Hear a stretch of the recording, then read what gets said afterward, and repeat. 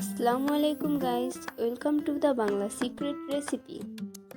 আজকে আমরা বানাবো বাঙালির একটি ঐতিহ্যবাহী পিঠা। চলুন শুরু করা যাক। প্রথমে একটা পাত্রে পরিমাণ মতো পানি নিয়ে নিব। তারপর কিছুক্ষণ জাল করে নারকেল বাটা দিয়ে দিব। পরিমাণ মতো লবণ দিয়ে দিব। এখানে 1 কাপ পরিমাণ চিনি দিয়ে দিয়েছি আমি, আপনারা আপনাদের পরিমাণ মতো দিয়ে দিন। কিছুক্ষণ জাল করার পর গুঁড়ো দুধ দিয়ে দিয়েছি।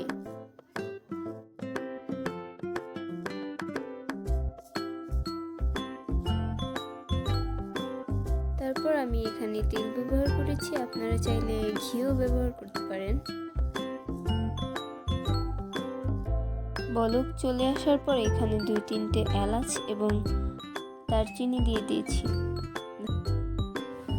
এখন পরিমাণ মতো আটা দিয়ে দিব। একটু জাল করার পর আস্তে আস্তে মিক্স করে নিব।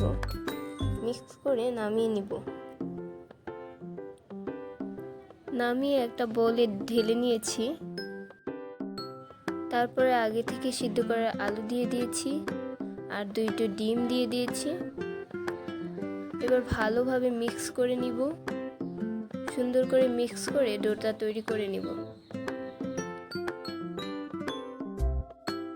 এই তো আমাদের ডোটা তৈরি করা হয়ে গেছে।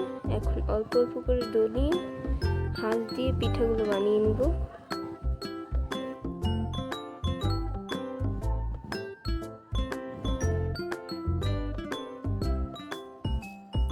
প্রতিটা পিঠা একইভাবে বানিয়ে নিয়েছি।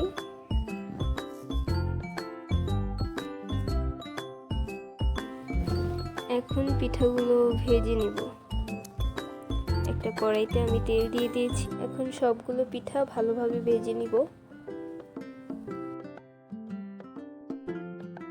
চুলার আঁচ মিডিয়ামে রেখে আমি সবগুলো পিঠা ভেজে নিব, যাতে করে পিঠাগুলোর কালার অনেক সুন্দর আসবে।